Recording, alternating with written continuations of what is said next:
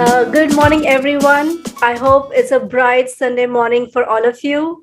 Serali is back, more enhanced, more evolved as Serali 2.0 in the new year 2022.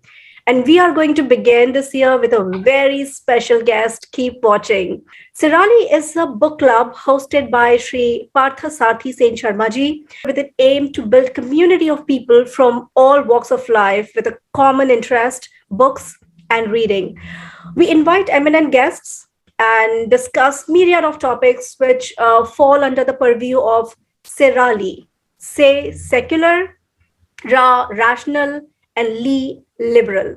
Our topics have ranged from Shame Awadh, Delhi, books written by bureaucrats to Begum Akhtar and Sahil Ludhianvi.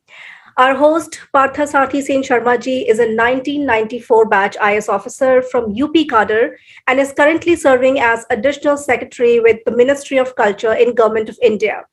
He has previously served on several crucial positions, including Secretary to the Chief Minister of Uttar Pradesh. However, the identity he really cherishes a lot is that of an author.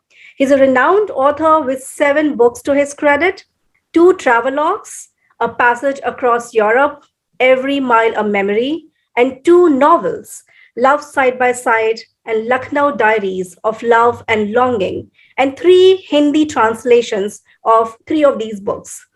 A new book, a travelogue on Andaman Nicobar, is in pipeline and will be available this year very soon. It's going to be very interesting. You should wait for that. So without further ado, I pass on the mic to our host, Partha Sarthi ji, to take the session forward. Sir.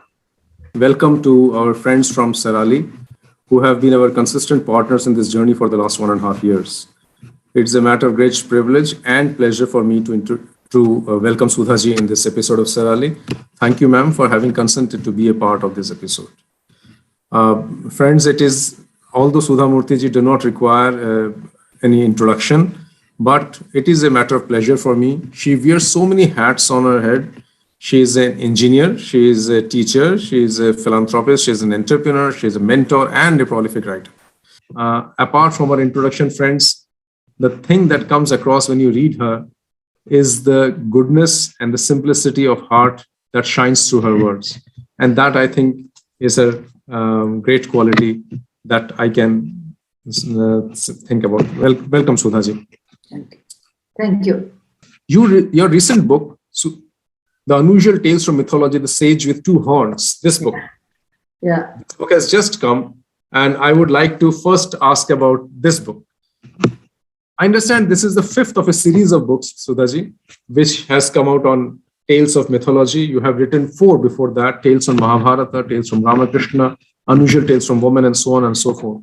So my first question, naturally, the first question is that what prompted you to write about these unusual tales from Indian mythology, which are scattered all across in the epics, in the Puranas, and the Upanishads, and what really was a trigger which inspired you to take out the time and the effort to pen these stories from these ancient texts for the modern generation? Sudhaji. Actually, first let me say good morning on a Sunday morning. All of you book lovers have come. It's a great pleasure because, I always believe the real pleasure is reading a book, holding a book in the hand, because I belong to the previous generation. Kindle I'm not that fond of as much as a physical book. Second thing, people who have small book libraries at their home, according to me, they are the richest people. It is not the shares, it is not the gold, it is not the silver or the plot, it is the books. The more the book you have, the more richer you are. That's the way I believe, and I lived by that. I come from a teacher's family where books were extremely important than any jewels. And as a teacher, they could not afford many jewels as well. The only gift until I was 21, until I joined Telco, was always a gift in the house, including the wedding. Wedding, you give 4 books, 5 books. Normal birthday, 1 book. And being Parsatiji, you are being a Bengali, so you understand Bengalis are also very fond of books in general, and Kerala people. So meeting people on a Sunday morning on a book club, it's the greatest pleasure for me. I'm really enjoying the session because like-minded people, I believe in that. Okay. Now, why did I write this? Actually, we always look down upon mythology saying that, oh, it happened at that time, it won't happen now. But actually, if you consider, if you think and deeply you understand the meaning behind that, it happens now. Like, Mahabharata. Mahabharata happened 5,000 years ago, the people say. It won't happen, no. The what life we lead today is also a reflection of Mahabharata, because it happens every day. What our epics or mythology says, they do happen in our life, but we don't have an eye or sensitivity to look at it. For example, we always say, I wish I did not have this problem. But that is not true. It was a great warrior like Rama had, a great statesman like Krishna had problems. So when I compare that in mythology, I feel I'm nothing. So it gives a great lesson to us. What we have is, our difficulties are much less, and we have to bear it once you are born the human being, and you have to keep a hope for the better tomorrow. And that is the reason mythology makes a great impact in our lives. I believe in it. And normally people think of mythology means write about Ramayana, write about Mahabharata, and that's the end of it. That's really not true. There are thousands of stories all scattered around, like what you said. And again, it varies from state to state. For example, Shabri is there in southern Karnataka, or in Karnataka, little bit in Maharashtra, in Odisha, but it is not there in northern states. Some stories are so much basic, and everybody basically they are the stories of that area, but they connect them to Mahabharata or Ramayana, because it's a human nature. If somebody comes to our house, oh, we said, okay, Mr. President came to our house. There's nothing great in that. But why do we tell like that? Because we want that association of the great epics with us. So every village you go, some Rama might have come, some Sita must be sitting there, some Vanar must have come there. So we have that connection culturally to every place. So when I was talking to my daughter, who is modern and young, and like most of you, and she is abroad, and I told her, Beta, you should teach this great culture of ours, which is in mythology, to your children, because I learned it from my grandfather. She said, Amma, when I read something, I'm not able to correlate curse. Suddenly, Rishi give the curse. I said, curse doesn't mean curse. In anger, people talk. So she said, I want a simple English books, and little bit unusual rather than same Mahabharatas and Ramayana, and that may be a great help.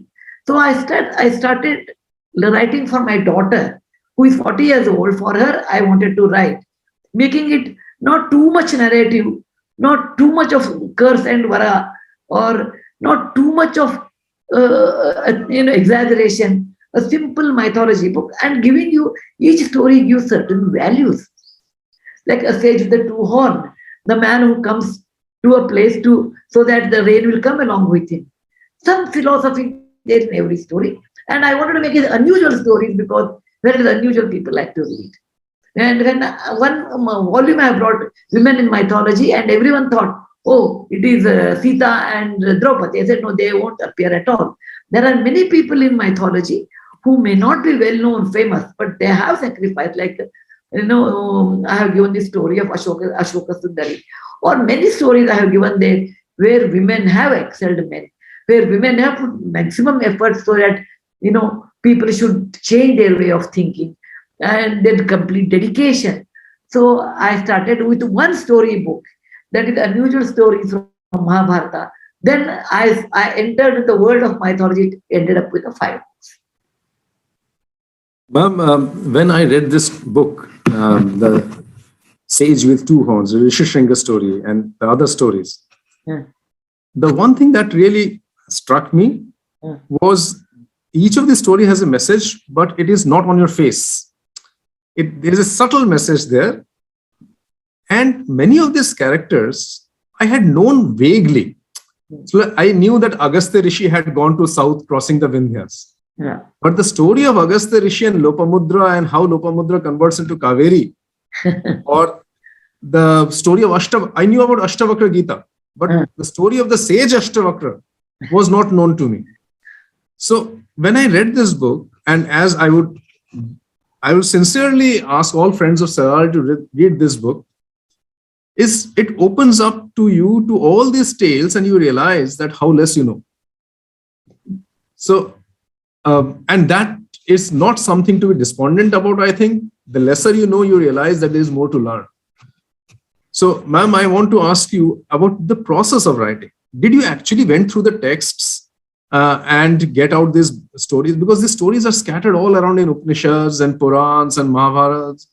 And or did you remember it from your childhood days when your grandmother or your mother would have told you these stories, and then was it a combination of these two? What exactly was the process of coming out with these stories? It was quite complex. See, I was brought up in a village and there was no electricity. The only source of entertainment was always reading books. And you had a very small library, there are hardly any books. I'm talking about 1960, almost 60 years back. Okay? India was just independent, and there are not much money even in the government. So the only texts were Upanishad, and my grandfather was a Sanskrit scholar. So he would read, and I used to insist, tell me something out of that. He told many things which I never understood or never appreciated. But later part of my life, I really understood what it means. Like story of, I don't know whether it's there because I won't remember after I write. I will tell you that it's a story of a boy who is given up by the father, mother, and the king. Okay, Shunashepa story, I think, Shunashepa story. And he laughs. A hope for a child is father, right? Because a child feels my father will look after me. Hope for a child is mother, my mother will protect. And hope for a child, now it is, we are not in the kingdom, but normally when you're in the kingdom, it's the king who will look after. And all three of them decided not to help. Then what is the hope for a child? And that was very scary, actually. Then Muni Vishwamitra comes and says, look, I will take care of you. So the basic thing what parents have to do is not tell the child, you must study well so that you should beat the neighbor. That is not that. The basic duty of a parents or the person who is responsible to bring up a child is building them on a hope and accepting the reality. That is what I wanted to tell parents. Actually, you have to build your child's character, not to compete. No, you should compete, but not to an extent of destroying your child's morale and all the time getting marks and going to IIT or engineering. That is not life, but build a child with a hope. There's a better tomorrow. So what? You may lose the battle, but you'll win the war. That should be the motto of the hope for a child, not on material things. Second thing, a lot of them are scattered. Some of them, for example, in this book, what is this book? Sage of Two Horns. The last story is very funny. That is you or you or you. If you read that book, you or you or you. This one I learned from a Gosai or a sannyasi. I went to one village and he was singing in Hindi, Sabse Bada Kaun. Okay, he was singing that in original Hindi song. Then I told him, better, Mama, I told him, please come. I will give you some 25 rupees. I gave him, I said, you sing this song, I will write it. And when I wrote it, it has a fantastic philosophy, which is not in any book, in any Google, any search engine. But a Bairagi who is singing on the road knew the Sabse Gada Kaun. It is not Ganga, it is not Ishwar, it is not Ram. It is the Ramanam, the chanting of God. In any religion, chanting of the God's name is Sabse Bada Hai. This I learned from a street singer. Some of them I learned when I go to that state, I'll talk to old people. I learned that way. Some of them I read on, which I knew from my childhood, but polished it over a period of time. Okay, so it is like many rivers make ocean. So many ways of knowledge made this book. I, from your answer, can pick up two things, if you permit. One is that you have taken out these stories from the inaccessible Sanskrit texts, converted into simple language, and presented in a relatable form to the today's generation. This, in my way, is talking about what is called democratization of culture. And when you speak to the street chap and came out with that story, that in many ways, what so fangled ways are called is the protection of intangible cultural heritage. But this is exactly what it is. So I congratulate you both on these things. When I was reading through these books, for me, it was a great pleasure. The great pleasure of reading these stories, which I knew only vaguely, the realization that Agastya's wife Lopamudra, which we have heard about as a woman saint, was converted into Kaveri in one of the stories, was absolutely new to me. Maybe from South India people know it. From North, we do not really know this story. Naturally. Because I went to Coorg, I went to that place where Kaveri is born. Then I talked to the Pandit. Then, of course, I knew about it. So then I traveled Kaveri's Ugamasthana, that is the origin, where she joins sea at Bay of Bengal in Pampua, and see her various cultures change, how helpful she is. A river for children in the city is a tap. Open the tap, you get the water. Close the tap, there's no water. But a river to a common man in India, in villages, his whole life or her whole life depends on the river. River is the greatest jiva. That's the reason a river is called jiva, or water is called jiva in Sanskrit. And what it really means to understand, I traveled that whole way. So we have actually many participants asking questions. So we have Soumya Agarwalji here, and she has a question for Sudha ma'am. Yeah. So, Sudhaji, I'm a mother and educationist and believe in power of Indic wisdom via sages told in the form of stories. So what is one most important thing to inspire children into reading stories? They should relate it, and if you tell anything by giving a moral science, Satyam Vada Dharmam Chara, nobody will listen. I was a teacher of computer science. I used to teach for MBA and MCA. And many lectures I have told, I used to teach computer science. And it's a 1 hour class. In my class, 45 minutes I talk about technical things, how to make a decision, why the decision, pros and cons, and what is the importance of computers, all the MIS, etc. Last 15 minutes, I will tell a story related to that subject. I will create a story, but I will connect that story to in olden days when there was a king and there was the information system, and how we failed and what happened, or how we was successful, and I will connect that, and this is the way I should. And this I taught for many years, actually, 10, 15 years. And later, when I became extremely busy, I stopped. My students are in very good positions today. Some of them are entrepreneurs, some of them are chairmen, some of them are vice presidents. So I meet them. Whenever they come to India, they meet me, and I love to meet them. When I meet them, I ask them, Beta, I taught you Pascal, I taught you C++, I taught you Java, I taught you management decision making. Tell me, what do you remember? And how much useful it was in your life. I said, ma'am, we remember your last 15 minutes stories. And that is the technique as a teacher I learned. You want to give any sermon, please do give. But indirectly, in the form of a story, people remember. If you go on giving a morning is to evening, this is a Java, you should give the Java only this way. It's not, all those technical you have to talk, but at the end, using Java, what advantage I had in a form of a story. And I used to tell decision making a fantastic story of there are many ways to make a decision, which is the correct decision. Only time will tell. It is not that at this moment what I make may not be a correct one. Only time will tell. And person who can see the time ahead of him makes the correct decision making. And for that, what you require, that is the way how I used to put a story. So when you want to tell anything, make a story, it reminds in a child's mind. It's like a wet wall and you are writing on that. Right. Thank you so much, Sudhaji. Thank you so much. Sudhaji, I'll pick up from that point that you make about the decision making. You are absolutely, you hit the nail on the head that you, at the time of decision, nobody can be 100% sure whether the decision is right. Only time will tell whether the decision was right or wrong. We can take all the data, all the inputs, and we should take while taking decision. But at the end of the day, there will be a leap of faith in any decision. And just because there will be that leap of faith should not stop you from taking the decision. Taking no decision is probably worse than taking a wrong decision. Samina, can we take one more question, please, right now at this stage? Yes, we have Venki with us. Venki, if you can if you like to ask a question. Hello. Namaste.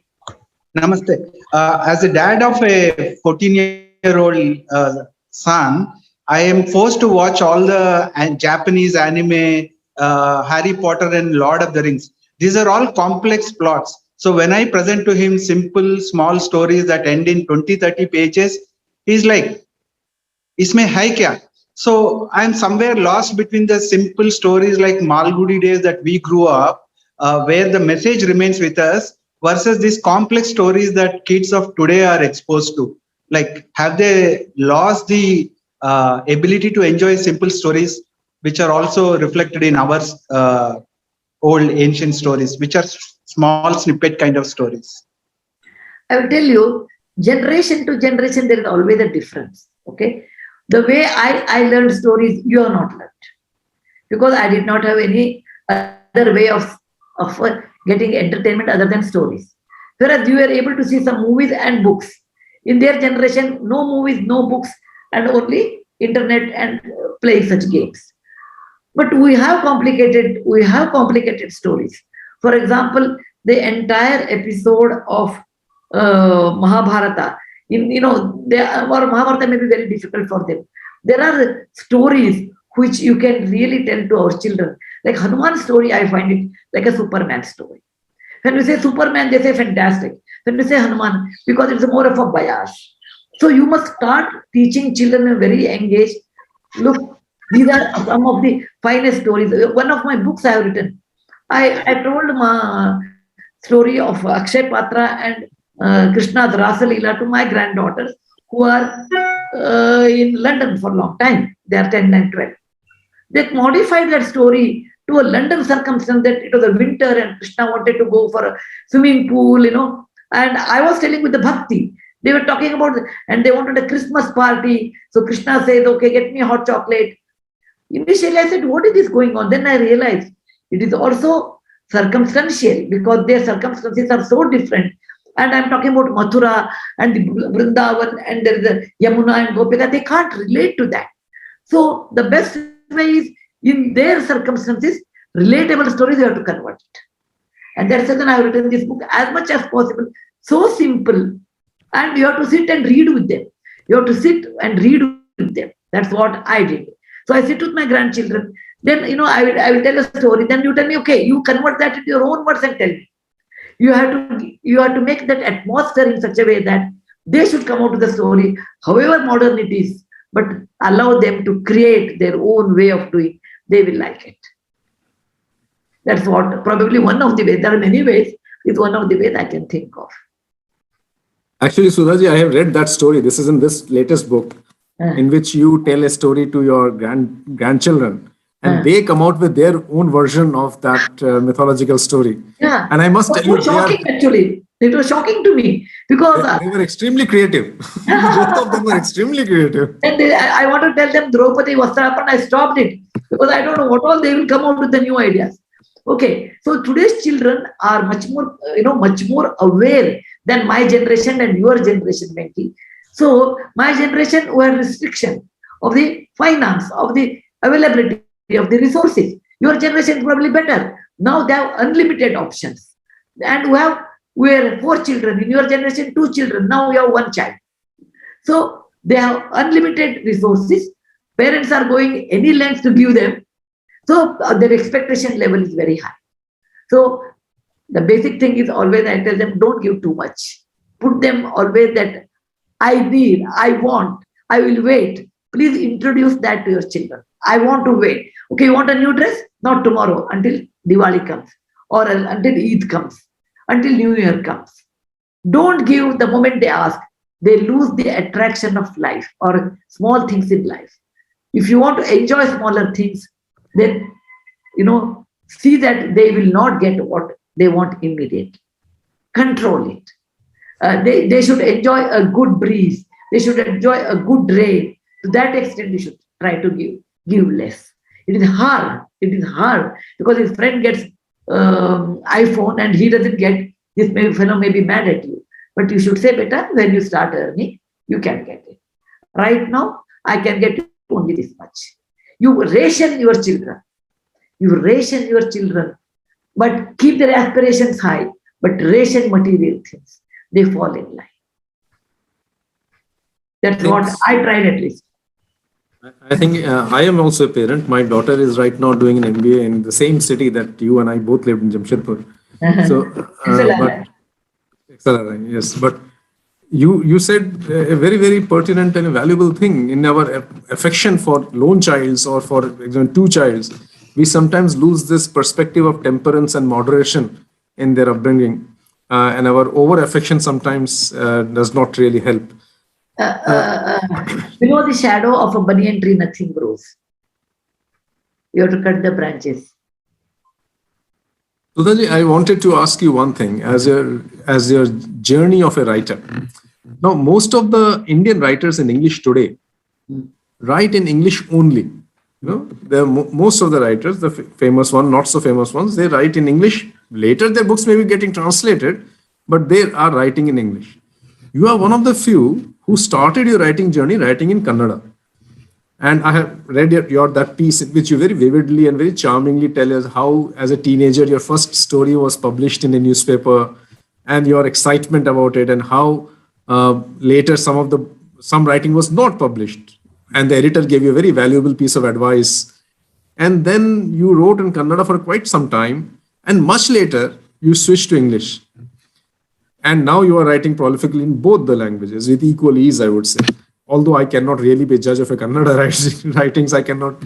But I want you to tell us about this journey of transition from Kannada to English, and how the journey as an author was like, of translating, of going from one language to other. Was it difficult? And secondly, when you write in English, definitely your reach increases. But do you think you miss something of your nuances when you write in English compared to when you write in Kannada? Yeah. See, I grew up in a village and English was never taught to us. Everything, including physics, chemistry, biology, algebra, everything was taught to us in Kannada. Rekha Ganita means algebra, geometry. Okay, to that extent.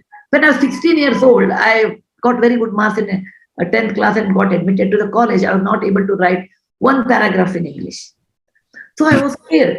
Many of my classmates switched their courses to arts, and they said, no, anyway, in my time, a girl used to get married at 21 or 22. So they said, oh, I struggle with English and all those things. Let me do BA. Anyway, my father will get married, BA with Kannada major and do it. And many of them switched. I wanted to do engineering. And I came and told my mother, I can't, what my teacher talks, sometimes I understand. Mathematics I understand very well because it doesn't have any language. Chemistry I understand well, but some I don't understand. My mother said language is a vehicle. Okay. Now you have to work hard on it. You are extreme. Even today, I feel I'm very good in Kannada. Very good in Kannada. That means I can express my many emotions in one sentence. That is a meter I call is good. Okay. And I was studying Kannada for a long time. So my mother said, you must start learning English. And from that day onwards, I started getting English. My mother said, okay, you'll have English paper at. Also, I started getting English paper. I started reading, writing. Then I did fairly well in my examination because of the more than language, it was physics, chemistry, and mathematics, PCM. I could do easily very well because it is more of a mathematics or the logic. Then I got into engineering college, and I started writing. When I was in school, I used to write good essays. Once in a while, my piece will come in the paper. I'll get 5 rupees as a royalty. Then everybody will ask me a party, and it will come with a photo, so that it would have been really a great thing. Oh, my photo has come with the 5 rupees as a royalty. And later, 10 years I did not write much because engineering. After that, telco. After that, I got married. Then it was Infosys. Infosys started. But when I was 28 years old, I wrote my first novel in Kannada. First novel in Kannada, that is Atirikte. The title is in Sanskrit, that means a boundary. And when or the excess, when I wrote this, actually I wrote this novel in Jamshedpur, to be honest. I was in the telco and I was posted to Jamshedpur, and I did not know many people there. And I used to be office, in fact, Dojobara plant, and come back to the hostel. I was alone. I said, let me write. I wrote a book, actually an expression of woman's emotion when her husband is a very rich man and extremely busy, what she feels about life. And I used to ask my husband, how rich people's wives live? He said, how do I know? Both of us were salaried people in companies. He said, how do I know how women feel? It was my imagination what women feel when they are left out in the man's world or in a working atmosphere. And that is published actually. It was the first novel of mine, and when I went to the publisher, I thought they will reject because I'm not MA Kannada. Before that, I wrote one travelogue. My first book was a travelogue. My first novel was in Jamshedpur. The travelogue was I traveled in the US in 1978 or 77, 78 on my backpack with $300 or $400. Today, everybody will travel, but in those days, it was something very unusual. And I wrote From Beyond Atlantic, how I could travel, although my experiences. And that was published. And that time I got confidence. Look, though I'm not a literature student, still my books will be published because it was in my mind, if you are a literature student, then your book will be published. I never knew that the trans change. And that is the way how my Kannada writing started. I wrote 9 novels and many things. And I'm very confident. And once T.J.S. George, who was the editor of New Indian Express, told me, Sudha, why can't you write your experience in English? I said, Mr. George, I'm not very confident because my language is Kannada, my expression is in Kannada. He said, same thing, try it out. And the first column I wrote was 2001, when I was 51 years old. I wrote, Honesty Comes from the Heart, or something that kind of a piece of my foundation experience I wrote. And it was published on 12th November 2000. Not 2000, I remember 2000. And I could not believe, I bought some 10-12 copies of the New Indian Express Sunday edition, episode 1. That gave me courage to write. And that's the reason I dedicated my book, 3000 Stitches, to T.J.S. George, who changed my life. Okay. So I wrote all my episodes, 54 episodes I wrote, I suppose.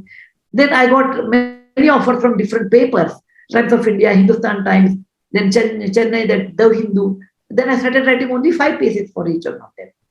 And then I made the book. George said, you should make a book. I said, who will read? If people have read the episodes. He said, no.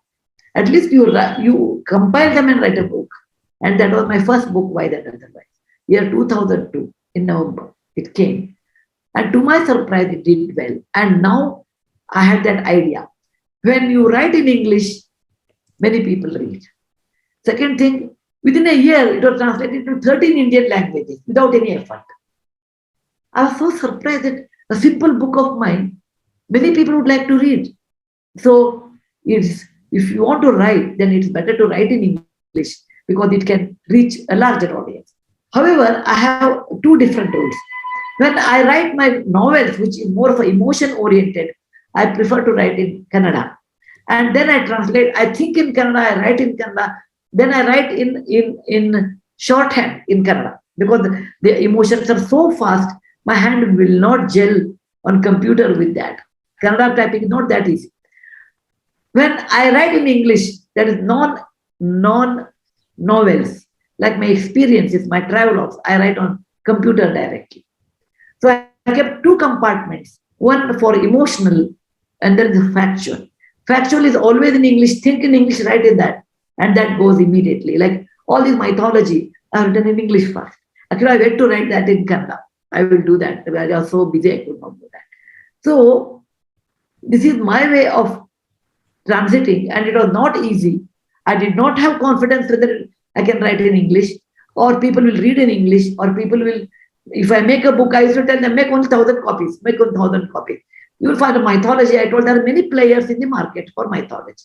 I told Penguin, they are my sole publishers. There are many people are in this market. So please publish only 1,000. Don't publish more than that print run. Then it may be a loss. They said, we know the difference. My minimum print run today is 40,000 per book. So, Sudhaji, from what you say, 2 things come out very clearly to me, at least. That one, it is never too late to start. You started writing in English at the age of 50, and you were writing in Kannada from your teenage days. Yeah. So you went through a period of around 35 years writing only in Kannada, and then you switched to writing in English. So it is never too late to start. Secondly, many people have this complex, especially when people who have read and taken their education in vernacular, that English is very difficult and it's very difficult to get on with English. I just tell them that look at our Indian cricketers. our cricket stars, when they come to the cricket team, many of them are not so educated. That is not their forte. But in 2 years, they start giving interviews in English. Yeah. Yeah. It's so fluent English. So I think the felicity to understand the language and to talk and speak in language and to write in language is not so difficult as it is made out to be. So that many of our viewers are asking, what is that beautiful building in your background? Which, and I would probably, it's time that you tell the people, what is that building which is in your background? My husband is the son of a school teacher, okay, and comes from economically lower start of the family. But he had the determination and a hope and a great, honest and a great hardworking person I've ever seen. You know, he has never taken any leave. He doesn't believe in all those things. He worked very hard. So when we became successful, he said, we should have something in Mysore. Mysore is his hometown. And he said, let us make a training center. So this is what you can see, like St. Peter's Basilica is a training center at city of Mysore. And we have built in a 300 acres of land. And it can house 20,000 students at a time. And it is one of the world's largest software training center today. So this is Narayan Murthy. This represents Narayan Murthy's hard work, dedication, unquestionable faith that Indians can do very well. And of course, he is the Bhishma Pitamaha of the software industry. Not because he is my husband, but because he's a great entrepreneur. It is for his love for his city he built it. For our audience, I would like to just point out that the building which is just at the background, what Sudhaji introduced as the training institute in Mysore of Infosys, this also looks very much like St. Peter's. People who have seen the St. Peter's building, the columns look like Bernini's columns. But if you also go earlier, then you can find the same facade, not the dome, but the same facade in Parthenon in Greece.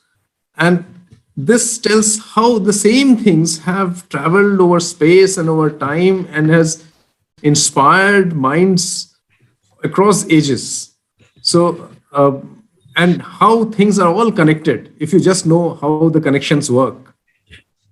I think we already have our next guest who wants to ask a question. Anubha, I can see you on the screen. You can go ahead and ask your question, please. A very good afternoon, everyone out here. And thank you so much, Mohitji, for giving Banasthali Public School the opportunity to be the part of this talk show. Sudhaji, I have been a very big fan of yours since long, and I have read many of your books and everything.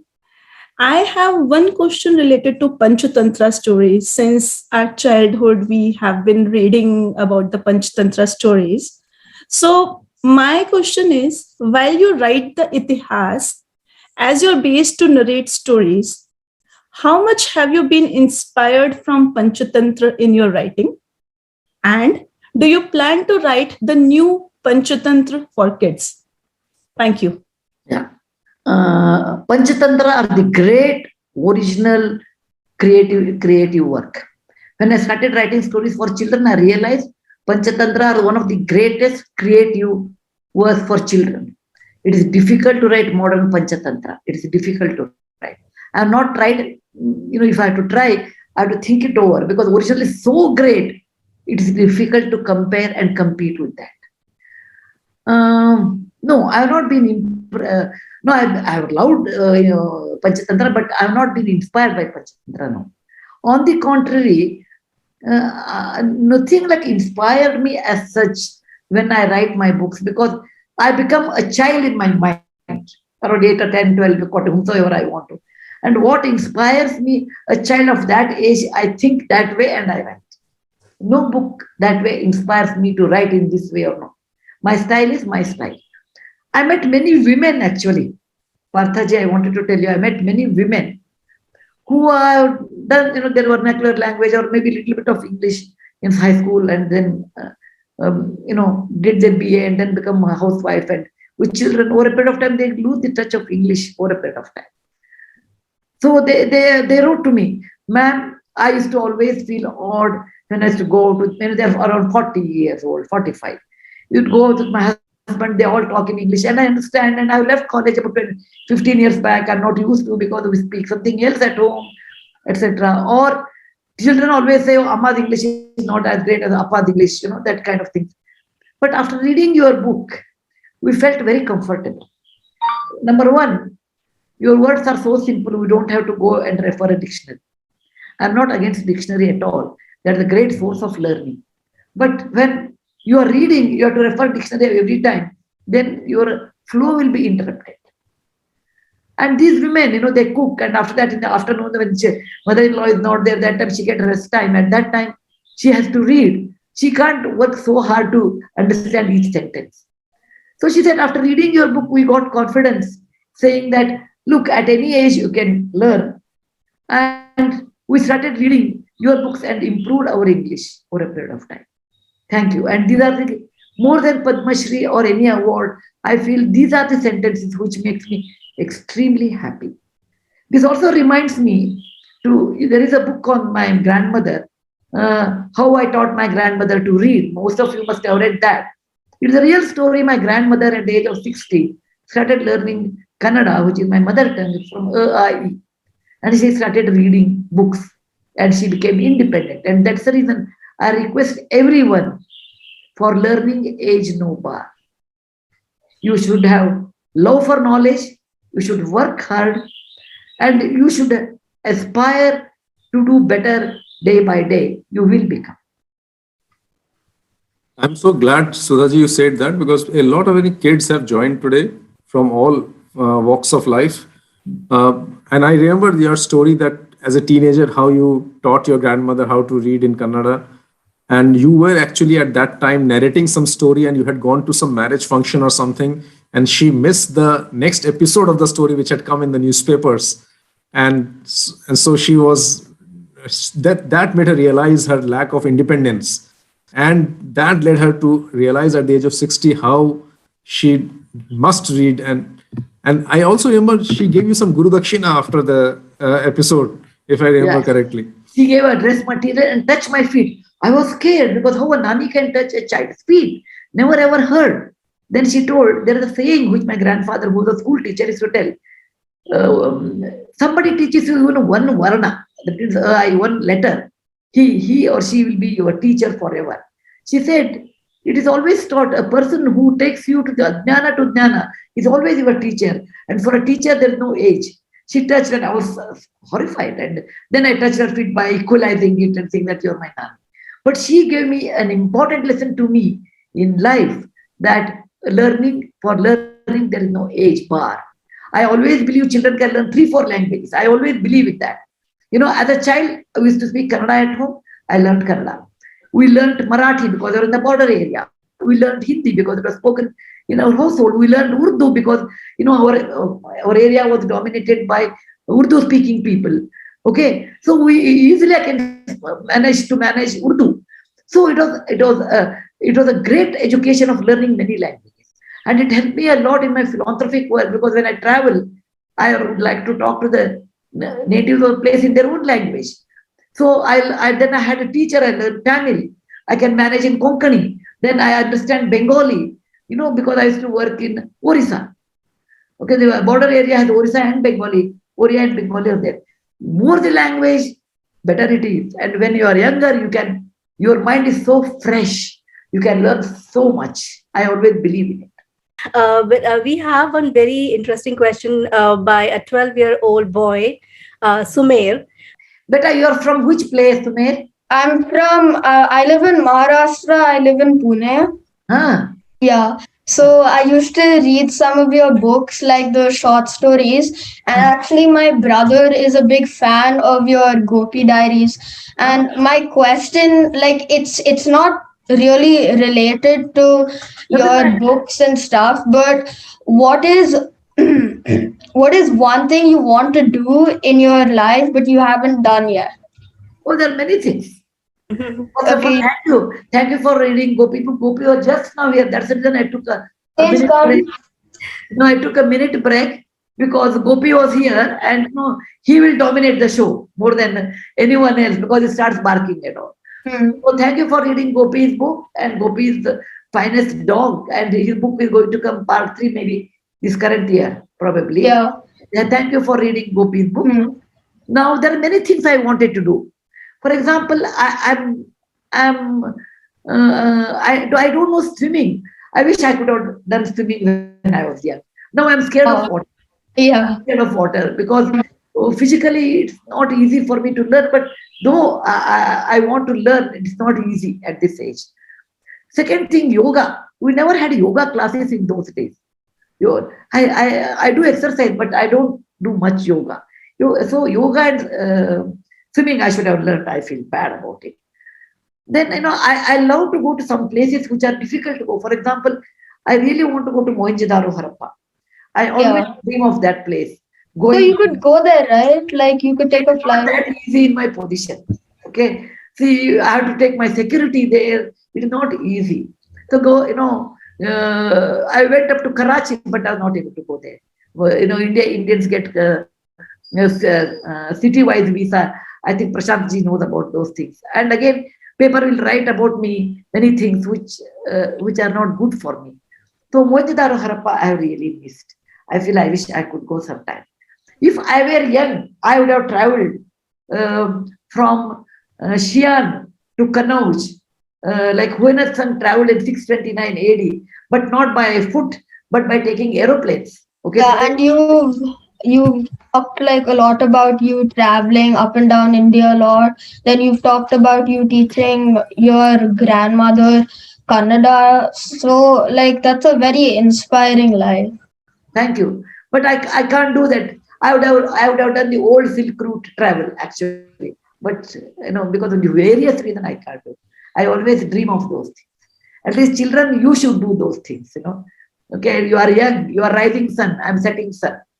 That's the reason I feel you people should travel, see, experience, and enjoy, work hard, be honest, have good ethics in life, and also do good traveling, because reading many books is equal to one travel.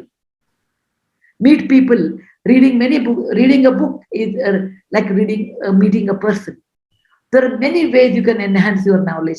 Do that. The day you don't enhance your knowledge, you become old. So I always say that I'm not old. I still feel I'm 45 years old. Okay. Actually, Sudhaji, I wanted to ask you, what is your message to the kids? But you have already answered that in many ways. Because I'm a teacher. A teacher knows when to talk, how much to talk. There's a very interesting question from the audience, but before I take that, I would like to say something to Sudhaji. I mean, coming from a Muslim background, you will be surprised that 7 of the stories from this book were actually narrated to me by my grandmother, my Nani. I'm not surprised at all. Mythology, all of us share mythology. Yes. We are same origin, so all of us share same thing. So you know how I know Urdu? I will tell you. My great-grandfather, or earlier generation, was a diwan to a nawab. Okay. So Urdu was taught at home to us because, it was easy to converse. So that's the reason I picked up Urdu very fast. And when I went to Pakistan, I could talk to them in Urdu, and they said, with the South Indian accent, of course. Okay. They said, how come you know Urdu? I said, a joy is always a joy. It's one of the finest, beautiful language. So it's not a surprise at all. Tell me. Because when the child is born in our family, the child is not well, first we take the child to Dargah. Because we are in that state of Nawab. The Dargah fellow, the peer will bless, and then they will take the child somewhere else to the temple. So, or the doctor, but the peer, the Dargah peer is so important in our life. Yes. My both kids went to Dargah first and have the blessings, and then they went to the doctor. Okay. Really beautiful. That's really beautiful. Thank you so much for sharing that. So in fact, 2 of our audience have actually asked a question which are quite combined. So I'll ask them, I combine them together and asked together. So Ramesh Kacholia uncle and Sukriti. Their question is, so these days, there are actually 2 kinds of competitions to books. One is a hard competition like the Netflix and the Prime Time, the Sony Live, those kind of, and computer and tablet, where children prefer those devices and those things more than reading books. And second is a soft competition in terms of, say, audiobooks. You're not reading, you're listening more. So someone is asking, how do you really deal with that? And what is better, listening versus reading, and maybe watching videos? What is your take? I will tell you, this is not only my take or my problem or your problem. It's a worldwide problem. In every country, people say bookstore. Every bookstore I go, they all say they have shrunken now. Some of them have closed. Okay, it happens. It is a natural thing. I will tell you why. When we started using computers, so many people say, "Oh, computer will take away your jobs, etc." The ultimate aim of a human being is to amass the knowledge. It could be through internet, Google search, or books, or audiobooks, etc. Today's world, for me also, until I'm not exception. If you listen, you may remember, you may not. If you read, when I write a book, I say, when I write a book, out of 1,000 people, one will read. That's the way I look at it. Or maybe one will read. If I do video, audiobook, maybe 2 will listen. If I do a video, or YouTube, maybe 10 will see. If I do a Netflix, 100 will see. This is the reality of life. I should not forget it. Okay. Now, how will you increase habit of reading is a worldwide question. It is not possible to solve, because the easiest for any child is looking at the screen and enjoying the colors and cartoon, everything is so very fascinating. That won't happen with the book. But it has its own negative points. All the time you see a movie or a video form, then your creativity comes down. Your imagination has a slab on your head. See, when I was a young girl, my grandfather would describe Lord Vishnu, okay? How he is. He will tell in the shloka, He Shantakaram Bhujagashayanam Padmanabham Suresham.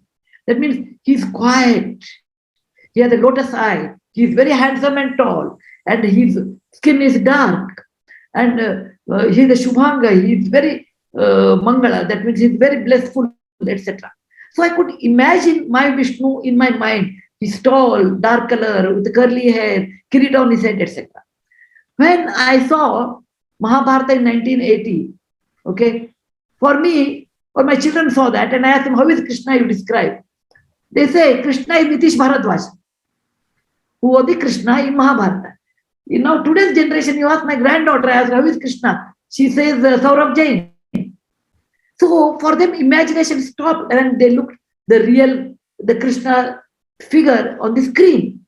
Whereas for me, no, my Krishna even today is different. He changes his colors, his costumes, his flowers, his Venu, okay, his dialogue. Even now, I can create a Krishna in my mind. Then when I write, I can see the scene of Krishna. Where my granddaughter, whose name is Krishna, she herself thinks of Saurav Jain is Krishna.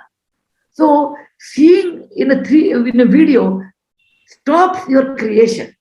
So you must see as much you need, you should see that much, not too much. Keep the time for your creation, imagination, and that is always here. This computer is better than any other computer in the world. Okay? Allow this computer to grow, but you also see, because at my time, I want to refer another book, it was not available. Today, when I'm writing, I want to recheck. Then I just go to Google and recheck. Use computer when it is required like a tool. See this entertainment as little as possible. Allow your mind to imagine and create. Creativity does not mean always writing stories. You can be creative in science, creative in ideas, creative in many things. And that's the reason I say you should have samabala or equality or adjustment. And that is the reason I tell all parents, don't buy Nintendo, don't buy video games, don't do all these electronic gadgets, because you know the easiest is put the child on the gadget and you can do your work. No, you put a child on the gadget, that means you are spoiling his creativity. You are making him to addict. Please remember, you have to work hard. You have to work hard. Hard means not always with money. Sit with the child, read a book. He said, okay, you don't understand. I will read, you read. When I can't read and tell the child, you read, the child will not read. For a child, the real hero and heroines are not in the movie, not somebody whom they read in the paper, their parents. They are their role models. If you want what you want your child should happen, you should do that. And I have done that with my children, with my grandchildren. I said, okay, take whatever subject you like. They said, okay, Pompeii. I told, chalo, you read Pompeii, I will read Hampi Vijayanagar. Let us compare. How Pompeii was destroyed, how Hampi was destroyed. How Hampi was built, how Pompeii was built. And I promise you someday I will take you to Pompeii and you should take me to Hampi. I have to work hard with them. Sure. Then they pick up. Thank you so much. Much needed advice. And thank you so much. My RT kids have joined here, a lot of them. So, and my teachers are also here. Please take this advice. Thank you so much. Thank you, Beta. Sudhaji, every good, nice thing has to come to an end. And we would not like to extend our hospitality that you have given in terms of your time. But, you know, at the end, people ask you what is the message for the kids and the teachers. I would take a different route. Here in this episode, not many middle-aged people are also connected. People who are my personal friends, maybe of my age, around 50. Many of them also have a midlife crisis. Many of them do not know how to keep themselves motivated any longer. They get cynical. They get, they get a bit weather beaten, should I say? So, you have probably also have gone through this at some stage of time, or maybe you're not. Maybe you didn't face that. But in any your words for this generation of people who are now at the age of say 50. Someone asked me, Mrs. Murthy, like you told me, you never had any crisis in life. I said, how do you say? Because you have been successful. I said, remember, most successful people will have a lot more problems than normal person. And the intelligence is convert that difficulties or defeat into a step for success. Like I have been defeated in so many things, so many. I think something, it won't happen. I don't think something, it happens, all those things. Because after all, I'm a human. I'm not a God. I'm like any one of you. But when the crisis happened, I always, like everybody complained to me, oh, look at this Corona, it has taken our time, etc. I said, in a way, Corona was good. Because Corona is the only time where I could read so much. Corona is the only time I can help so many people come outside and help. And when I try my level best not to get defeated with the difficulties, because if you think negative, you go down. Make that on positive thinking. For everything you can think positive. For everything you can think in a positive way. Look, up to 45 or 50 years, I did extremely well. Now maybe I have to change my lifestyle so that I'll be more motivated. Learn something new that keeps you actually young. Age has never touched me because I always like to learn. When I was 60 years old, I said, tell me, when my Nani was 60, she learned Kannada. I am 60, what I should learn? Okay. I said, no celebrations. I don't like celebration. It's a waste of money. I said, 60th year, I said, I will join Indology classes and learn Karnataka's ancient script, which is 2000 years old, and 6th century Kannada, 7th century Kannada, 8th century Kannada. For the next 10 years, I did that. So for me, whenever I'm down, like I look at positive things and say, look, let me do this one. Because if you think negative, it pulls you down. If you think positive side in any problem, it pushes you out. Always enjoyed learning new things, reading new things. When I'm down, I said, I will remember, all desirables are not achievables. All achievables are not desirable. There is a law of life. Accept law of life with dignity and grace and try to learn new things so that you can cross over. No difficulties will remain with you forever. This too shall pass. The golden word is, this too shall pass. Sudhaji, it is actually coincidence because I used the same words, exact same words yesterday. Right now, my wife is suffering from COVID. We have some domestic issues going on, but we wanted to carry on the Serali episode. And you would not believe it, I use exactly the same words. This too shall pass. Yeah. And again, COVID is curable nowadays. It is not so fearful. After vaccination, it happens. Good side is once you get COVID, next 6 months, you should not worry. She can go to party. She can go to the shopping mall because you have generated antibodies. So look at that positive angle. 6 months I can enjoy, and we'll see after 6 months what will happen. Meantime, we'll get one more COVID vaccination, and then you will be immune forever in life. You never know. Life, you never know. So before I hand over Samina to conclude the episode, Sudhaji, it is my great privilege to thank you once more for having graced the occasion. I had never met you before. I had only met you through your books and through what I've heard from various sources. But I'm not praising for the sake of praise, but you come across as genuine as in your books. And even if you cannot go to Mohenjo-daro and Harappa, which I hope sincerely that you will be able to do once, but at least you can come to Rakhigadi and Dholavira, and it will be a pleasure. From my colleagues in Archaeological Survey of India, I'm sure they will also love to see you there. And I now thank you once more. I thank the audience who have been here, and I think it was a great learning experience from all of us. And I now hand over the mic to Samina for your conclusion. Thank you, Parth. Thank you very much. I enjoyed it. Thank you so much. What a brilliant, enlightening session it was. I would request Sudhaji to share any parting words with the audience, and what more can we expect from you in the future? What more books are you writing? Last words, final words. Well, I have a book, Grandfather's Books of Stories, which I have written, but I don't like to publish 2 books in a year. Always 1 book per year. Okay. Then a common and yet uncommon book. That is, in life, we don't meet always heroes and big people, presidents and prime ministers. So we're all ordinary people. We meet ordinary people. We also meet ordinary people. But you can learn a lot from ordinary people with their extraordinary nature. That is, ordinary yet extraordinary. There's a book I have written about a bus conductor, what I have learned from a bus conductor. For me, every human being is a book. Okay. So a bus conductor, a cook, and all those people, I have learned a lot. So that book I have written. So that's enough for next 2 years. And one sequel I want to write. First time I have ever written a sequel of the Nooni story. Nooni is my granddaughter. The Magic of the Lost Temple. That is on my granddaughter. I have written that I'm thinking of writing a sequel. Let us see that one. But let me see how much time I will get. There are many kids, Sara, Nilotpal, Sakshi, beta, all of you, a big hug from my end. Due to COVID, only I can do. Okay. Thank you. Thank you so much. Thank you very much. And I'm sorry I disappointed many children.